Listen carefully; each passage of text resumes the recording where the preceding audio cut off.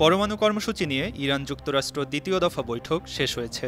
ইতালির রাজধানী রোমে ওমানি দূতাবাসে স্থানীয় সময় শনিবার সকাল ও বাংলাদেশ সময় দুপুর 3:30টা নাগাদ এই বৈঠক শুরু হয়। চলে প্রায় 5 ঘণ্টা। আগামী সপ্তাহে আবারও আলোচনায় বসবে দেশ দুইটি। ওমানের মধ্যস্থতায় এই বৈঠকে ইরানের পক্ষে নেতৃত্ব দেন দেশটির পররাষ্ট্রমন্ত্রী আব্বাস আরাকচি, আর যুক্তরাষ্ট্রের পক্ষে ছিলেন মার্কিন প্রেসিডেন্ট ডোনাল্ড ট্রাম্পের বিশেষ দূত স্টিভ উইটকফ।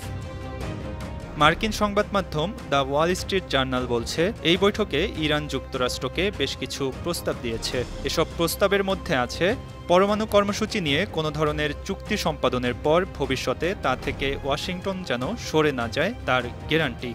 পরমাণু কর্মসূচি নিয়ে 2015 সালে ইরানের সঙ্গে একটি চুক্তি করে যুক্তরাষ্ট্র, তবে 2018 সালে সেই চুক্তি থেকে সরে গিয়েছিল ওয়াশিংটন। এসবের পাশাপাশি ইরান কি পরিমাণ ইউরেনিয়াম সমৃদ্ধ করতে পারবে ও মার্কিন অর্থনৈতিক নিষেধাজ্ঞা কিভাবে উঠবে তা আলোচনা হয়েছে। আর বৈঠক শেষে ইরানের পররাষ্ট্রমন্ত্রী আব্বাস আরাকচি ইরানের রাষ্ট্রীয় টেলিভিশনকে বলেন, আলোচনা ফলপ্রসূ হয়েছে।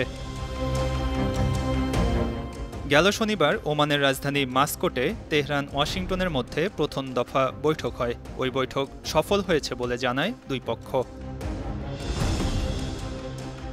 আন্তর্জাতিক ডেস্ক, 52 টিভি।